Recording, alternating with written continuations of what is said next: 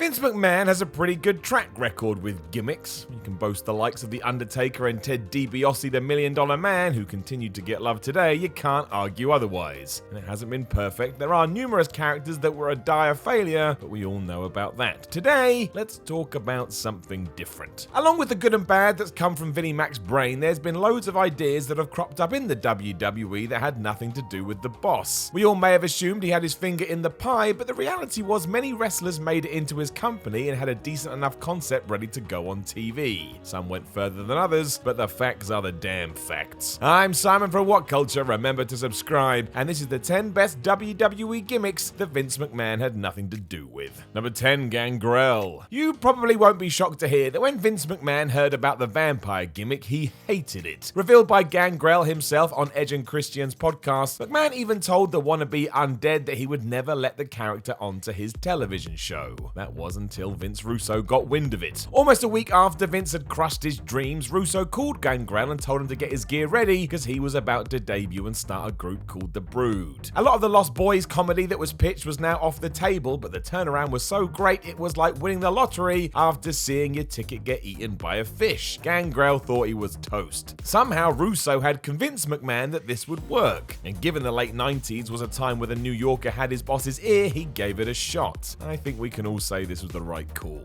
Number 9, Diesel. During Shawn Michaels' 1993 push to the top, somebody decided he should walk to the ring with Luna Vachon. That's nothing against Luna, as she was great, but the pairing did not work. It felt weird and mismanaged. HBK knew this more than anybody else, so rather than wait for Vince McMahon to try and fix the hole in the ship, Michaels himself went and sorted it out. So after seeing a giant playing somebody called Vinny Vegas on WCW, Michaels reached out to mutual friend Rick Steiner, and before you knew it, the wheels were in motion, and the real-life Kevin Nash was headed to the then WWF. He was brought in playing a similar cool dude role, and it was Shane McMahon who dubbed him Diesel, apparently because 1, he was from Detroit, and 2, in the early 90s that word was also used to describe somebody who was a badass. I've never heard that, but in 1993 I was basically a fetus in England. I literally have no idea. Even still, if it wasn't for Nash, Michaels and Shane McMahon, who knows if Vince would ever have made this move to begin with. Number 8, the Velveteen Dream. In August 2018, the Dream just threw caution to the wind and he tweeted Vince McMahon and told him to call him up. He saw the reactions he was getting and felt like he was ready for the big time. He just needed the green light. This is why everybody likes Patrick Clark. Obviously, we then freaked out, as we all know what happens to the majority of call-ups, and nobody wanted another Tyler Breeze on their hands. That's not a knock on Tyler. I just think many of us would agree that Raw or SmackDown could have treated him a lot better. Given that NXT is Triple H's baby though, you'd have to assume McMahon didn't have any input into what the Velveteen Dream has become, which means he flourished all on his own. Now that WWE's third brand is going to be on television, we shall have to wait and see how that affects things, but no one can say he hasn't been a revelation so far. I, of course, look forward to Vince seeing him, just calling him Dream, and then jobbing him out to Braun Strowman. Number 7, the New Day. When the New Day were formed, Vince McMahon saw them as a band of traveling gospel singers bringing positivity across the land. In interviews, Kofi Kingston, Big E, and Xavier Woods have all admitted they knew this would be a disaster and that fans would turn on them.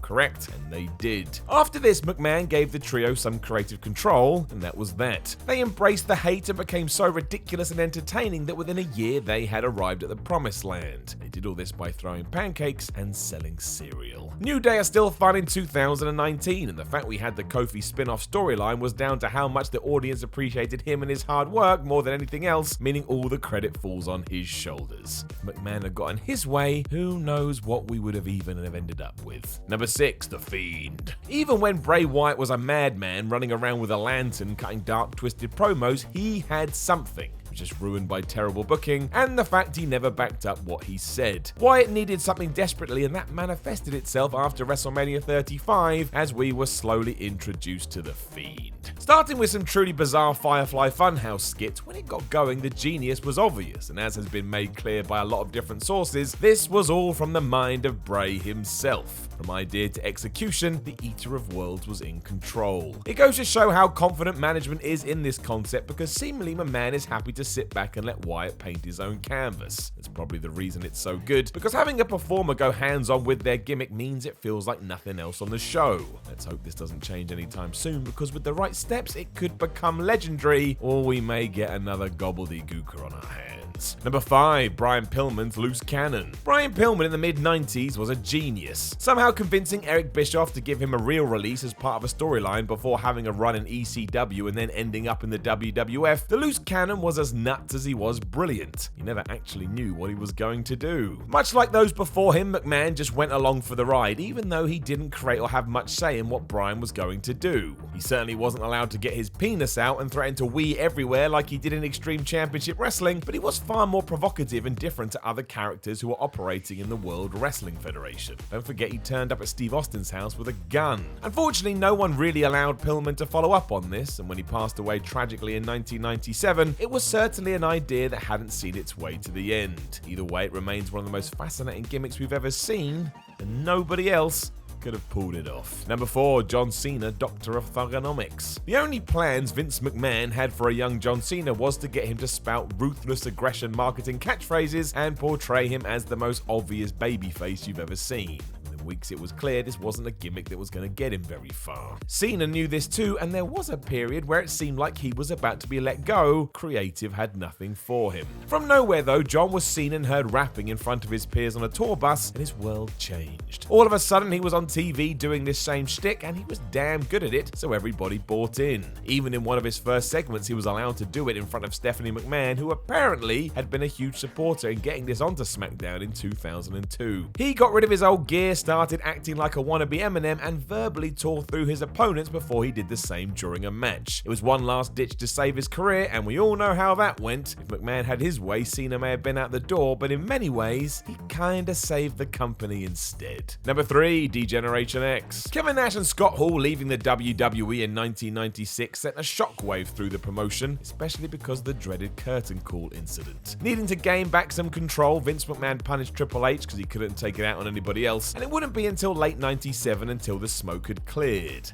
That's when Shawn and Hunter went to town. Telling Vince that he should put them together and let them run riot, the pair could see how the world was changing and that the company needed to embrace that. After some back and forth with Rick Rude, who would also end up in World Championship Wrestling, those two in China became Degeneration X and utterly lit a fire under the WWE, and they did all this after nagging McMahon about it for months. Increasing the edginess was a huge success, and despite being against it at first, Vince had no choice to embrace it, and we know the deal afterwards. Who knows what would have happened if the CEO had dug his heels in? We'd probably be sat here talking about Nitro. Number 2, Stone Cold Steve Austin. Given today we know how one Steve Austin approached pro wrestling, you can only imagine his face when Vince McMahon told him he was gonna be the ringmaster. I don't even know what that means. For Steve, it meant coming off some career-defining promos in ECW and falling right back into mid-card territory. That's not what he wanted, even more so because the idea was dull and Ted DiBiase was doing all of his talking. It's common knowledge that Austin's then wife telling him to drink his tea before it got stone cold sparked the gears in his brain whirring till he created a new character and away he went. Even then, there was still some back and forth with Vince who didn't really get it, but it was just a matter of time.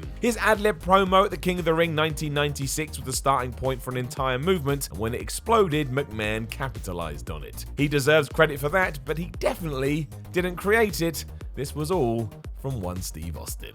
Number 1, The Undertaker's American Badass. A plus in my book, but no, Vince McMahon didn't have anything to do with the new version of the Dead Man. The sole mastermind behind the original, 9 years after it was formed, Mark Calloway desired to do something different in a wrestling ring and did so after leaving WWE TV in 1999. When he returned in 2000, he was a hard-hitting biker who sometimes called himself Booger Red.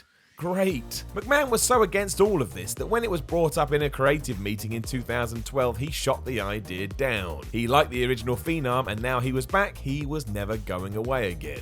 It's fair to say Vince was never a fan. It was another story 12 years prior when Taker, desperate to feel fresh, was able to get his way and take on a role that was more like the actual human being. Whether you liked it or not really does seem to come down to when you started watching WWE, but hey ho, each to their own. As most of you know, I hate the American Badass. Long live the Dead Man. Know of any other gimmicks that Vince McMahon had nothing to do with? Let us know in the comments below, and don't forget to like, share, and subscribe. Then head over to whatculture.com and read yourself some articles, and follow What Culture on Twitter at WhatCultureWWE. My name is Simon from What Culture, or Simon Miller, call me either, and I will talk to you again once I've come up with a new gimmick, which I'll probably then put in ups and downs. Hi guys, I'm Adam Wilborn from What Culture, and if you're a fan of what you've just seen, then make sure you subscribe to What Culture Wrestling on either iTunes, Spotify, or wherever you get your podcasts for daily wrestling podcasts, where we not only review Monday Night Raw and SmackDown Live, we also discuss the events before